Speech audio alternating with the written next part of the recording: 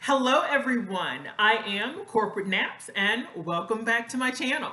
Today I am back with you guys to talk about what I wish I knew before getting Microlocs. What I wish I knew before getting Microlocs.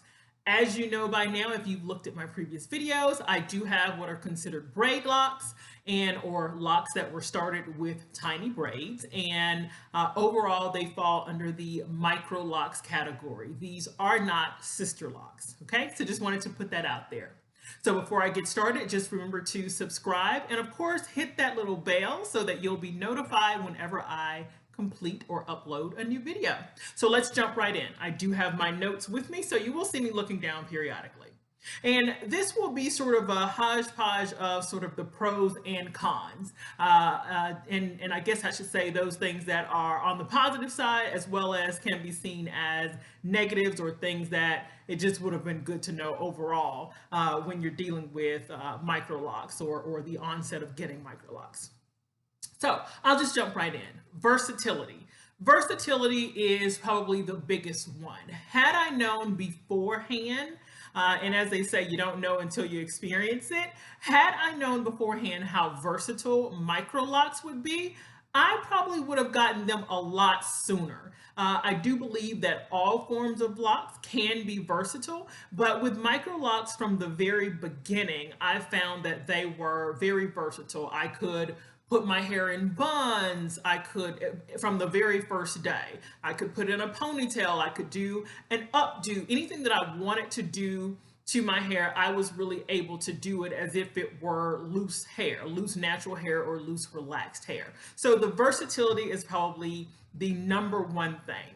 Next, what I wish I had known is that low maintenance does not mean no maintenance, okay?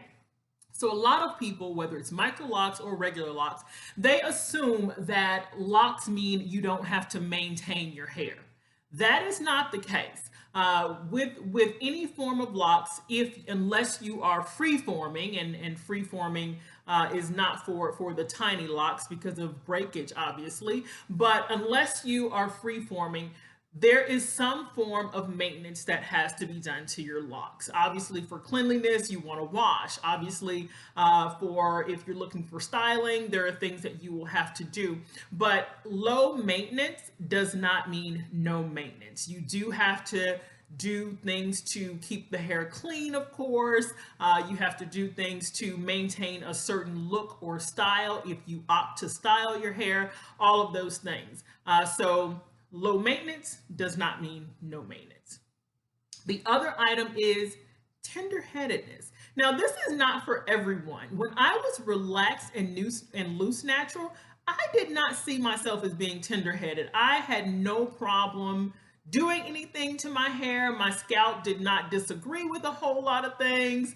I could allow somebody to, touch my hair or go into my scalp and not have any issues at the salon. But now that I'm locked, and my guess is because you're not combing your hair daily from the scalp the way that you would with relaxed hair, or in the same manner that you may once a week or once every 3 or 4 days with loose natural, even if you're doing styles that require low manipulation, your scalp isn't getting the regular workout that it would normally get, right? So I became tenderheaded. Again, that is not everyone, but for me, for sure. What I've noticed is that even when on my wash day, I definitely get to my scalp the way that I need to. It's not an issue, but when it just comes to doing any type of style that's like an updo or anything where I'm pulling the hair, my scalp screams, stop. Like it's an immediate no. A lot of times I will actually do an updo that may require a tiny amount of tension.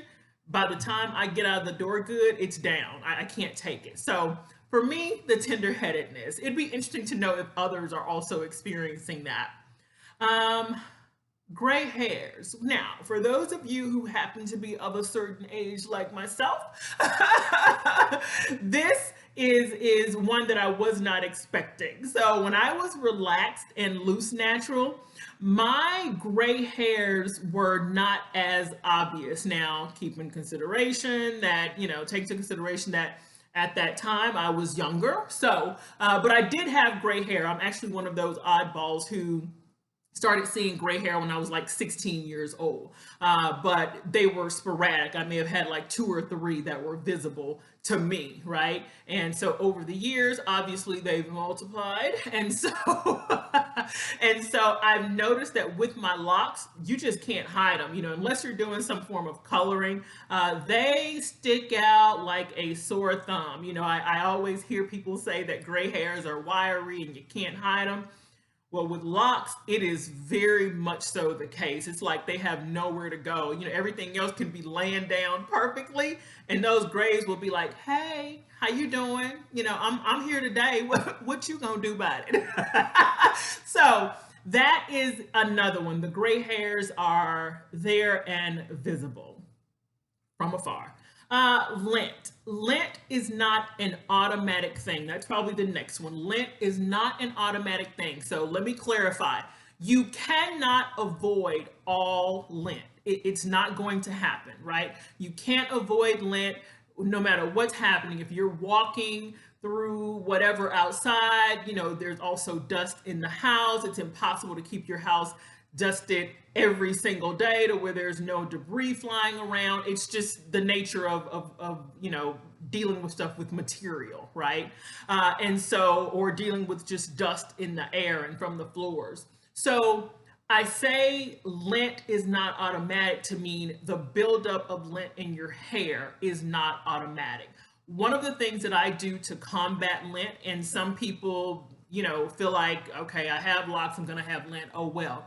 I cover my hair up a lot when I am doing anything around the house that will require a lot of dust moving, okay? So if I'm sweeping the floors before mopping, if I am making the bed up in the house, if I am vacuuming even, anything that requires just a great deal of debris in the home to fly around, if I'm folding towels, any of those things, I actually keep my hair covered up, and it's just sort of a routine for me now. I don't even think about it. I'm not the type of person who's gonna be on the floor with my hair, on the floor. It's just that's just weird to me altogether, just because I'm not that person. If I'm on the floor doing something, my head is going to be covered up, but I don't really have a reason for my hair to be on the floor. But there are some people, so like if you have kids or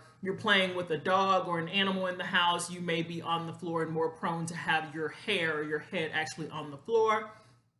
I would say from that perspective to try to cover up as much as possible so that you don't get that buildup of lint. The other part of that is, depending on the products that you're using, which will be a completely different video, your hair can attract more lint, as well as the products that are put in your hair can give sort of the buildup of residue and all of that will attract more lint and look like lint. So that's the other one. Lint is not automatic. Again, you do have to take precautions. Okay.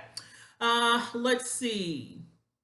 The attraction of smells. So this one is one where so how if you're cooking in the house and you actually have your clothes on in the morning time before you leave to work. So I'm one of those people that even when I was younger, like I wouldn't cook in my clothes in the morning before leaving for work or leaving to go wherever, because that smell would be in my clothing. So I'd put on my robe or a t-shirt or what have you, and not have my actual clothing on, because that smell again gets in your clothing. Well, it's sort of the same with locks. Remember, most people, or a lot of people I should say, probably don't wash their locks daily, and so and some people do, let me clarify, but not washing it regularly, you can sometimes get a whiff of things where you're like, what is that? Oh yeah, that was that bacon from this morning. Oh yeah, that was this. So it doesn't necessarily stay with you a long time, the smells, but you can smell it in the short term. What I've found myself doing, and this is going to sound really weird to some people, but I actually take a dryer sheet periodically because sometimes I will go to different places that have smells and it does stick with me if I'm out and about somewhere, if I'm at a cigar lounge, if I am somewhere where just so happen it's a place that attracts smell and it sticks with me. I take a dryer sheet and I will get those sheets, one or two of them, and go through my hair very thoroughly. Those sheets have a light, fresh smell to them, and it works like nobody's business. That smell that's in your hair, start from sort of the scalp area and go all the way down to the tips. Those dryer sheets take the smell away just like that. It is amazing. You just want to make sure you go through thoroughly each section of your locks and make sure that you are going from root to tip. Okay, so that does help. Let's see, attraction of smells. Curly ends. So not this type of curly. These are obviously a rod set. It's a perm rod set that I did on my hair, the big orange perm rods. But in terms of the actual ends of your hair, some people with locks, they may never seal. There is the possibility that you can have locks. Sometimes it depends on texture and a number of other things. Your ends may never seal off and you can have some curly ends for quite some time. I actually still do have curly ends on very few, but I do have some, and they were not, if you listen to a previous video, I talked about the fact that with braid locks, you can typically, it is not abnormal to have the tips of your hair, the very end of your locks, a few of them can sometimes keep the braid pattern for years, if not forever. And I actually took those down that I had, about 20 or so, and I twisted them in order for them to lock, two-strand twisted, in order for them to lock. And the curly ends are not necessarily from the locks that I did that to. They are just sporadically throughout my hair. And so that's another item, depending on the type of your hair you had, probably depending on how you locked your hair, all those things. You can potentially have a number of ends that never seal off completely. Or some sporadically could be unsealed and end up with curly ends. It's not a bad thing. It's nothing to worry about. It's just something that's interesting to know, because I remember thinking, well, maybe I did something wrong, or maybe something's wrong with this lock, or I'm 5.5 years in, or I'm 5 years in at that point. And it's like, why is this not sealing off? And it's just a matter of again, hair texture, how you're locking, maybe even the tool that you're using to lock, maybe it's snagging at some point. But again, not a big deal at all, but something that would have been good to know. Okay, let's see. Always in a style, right? So locks, by nature of being locks, is a style. I never thought about that when I was preparing to get Microlocs.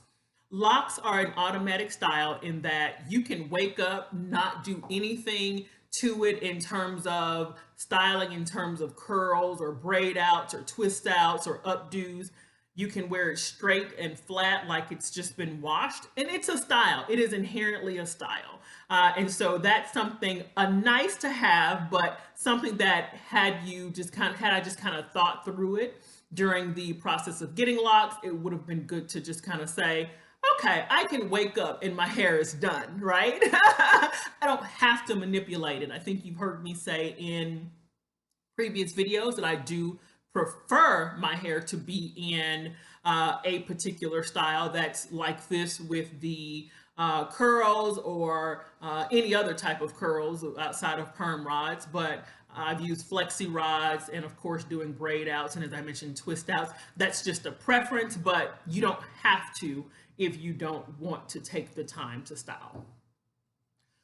Growth rate differs. So I always get a kick out of looking at new lockers coveting other people's locks, okay? It's not abnormal. You look at locks, especially if someone whose hair you admire, whose locks you admire, if they started in the same way that you started your hair, you do have a propensity to look and say, gosh, okay, that person is at 2 years. You know, I wonder if I'm at 6 months, at 2 years, will my hair be this length?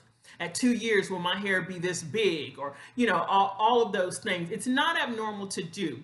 But you have to take into consideration that when it comes to growth, there are a lot of things that could affect those things. Your nutrition, meaning your eating habits and your intake of water, no different than any other hairstyle. It can also have to do with your hair texture, but not just the texture, the density of your hair, the thickness, the overall porosity of your hair. There are so many things. How often you wash it, how often you manipulate your hair. All of those things can make the growth rate differ. So that's something that I wish I would have known beforehand. So for me, I'm at 5.5 years at this point, and I know people who are at 5.5 years or 4 years, and their hair is like way longer, right? But the other thing that I want you to take into consideration with length is, unless you know the person's height as well as their size, if you're trying to compare, you may not be comparing apples to apples, right? So to give you an example, and I hope I don't go on too long here, but to give you an example, I'm 5'8". Without the heels, I'm 5'8". My body is built like someone who is 5'8". I am also of a broader build. Well, my hair in inches could be the same exact length as someone who's 5'2" and 95 pounds. My hair with that same length is going to look very different on someone whose height is 5 feet 2 inches in comparison to me being 5 feet 8 inches. So unless you know the person personally, or they have their height listed in their picture along with sort of their body weight, so that you can get an idea of whether they're broad or slender or any of those things, it doesn't really help to compare. Because remember, at 5'8", and I'm just trying to sit up straight here, at 5'8", everything is going to be elongated on me in comparison to someone who's 5'2".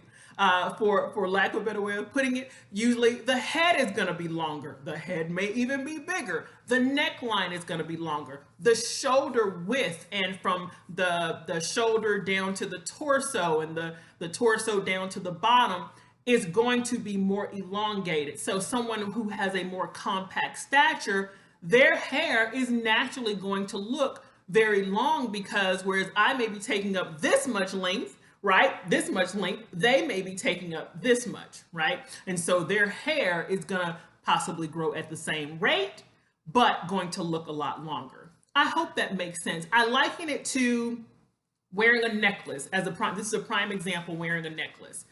On me, my necklaces will typically fall right in the center of my bust line, right?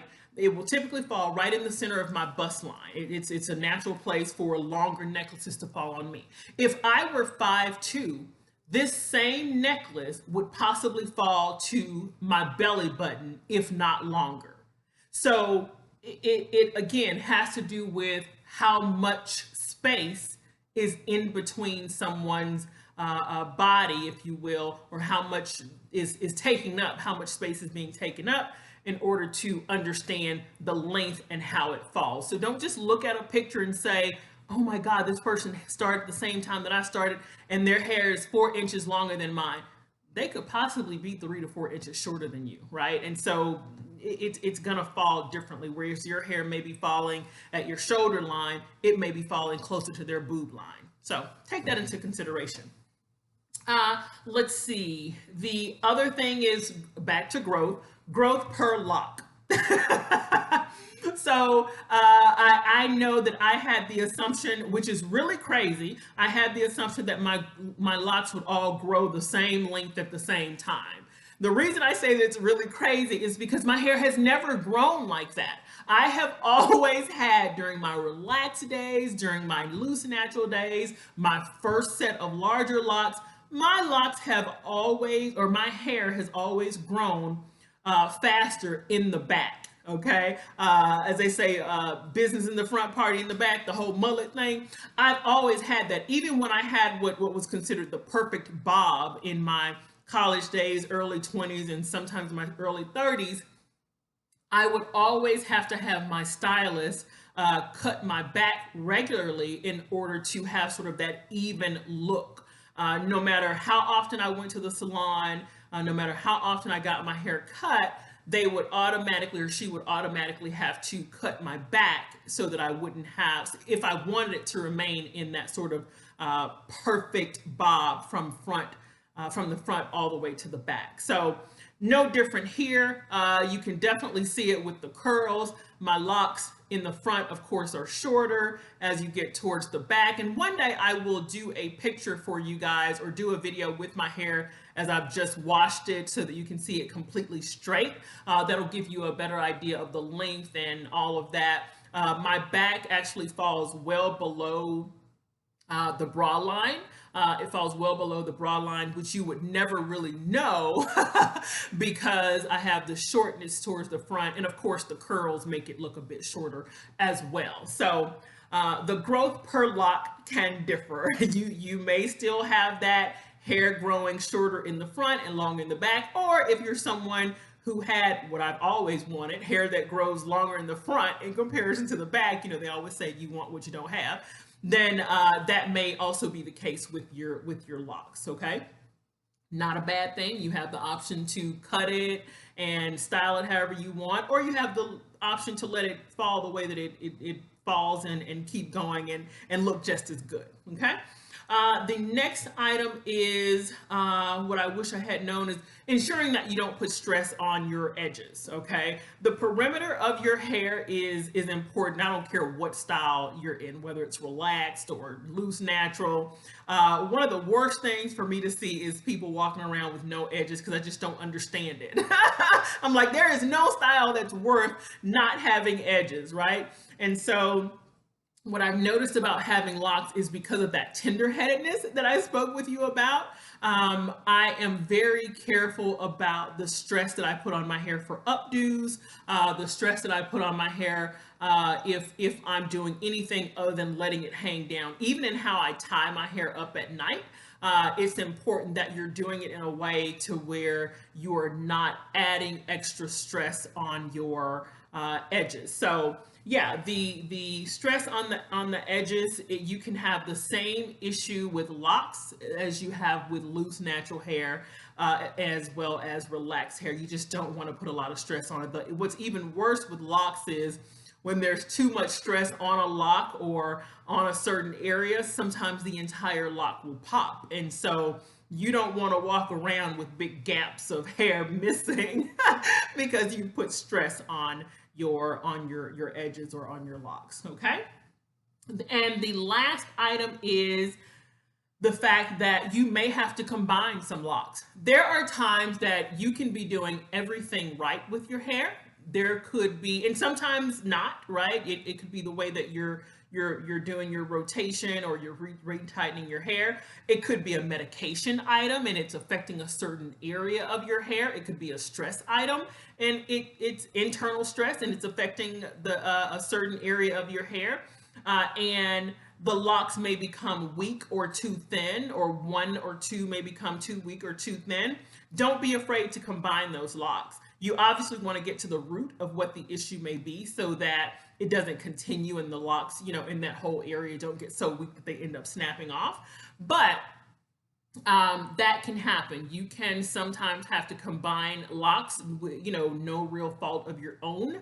And it's okay to do that for the sake of making the lock stronger. So combining them at the root and being able to twist them together as the locks end up growing. And so you'll have what's notoriously known as a two-headed dragon. And so that's just par for the course for some people. Some people won't have that issue at all, but it's not abnormal, and don't get down if you have to do that. It's for the health of your hair and the health of not having an entire lock pop off and having a gap or a space there. Okay, that is it for me. I am Corporate Naps. I hope you guys enjoyed this video. If you would like to see more items like this, definitely let me know. I hope that you guys are in fact staying safe, and I look forward to coming back to you guys again soon. Have a good one. Bye-bye.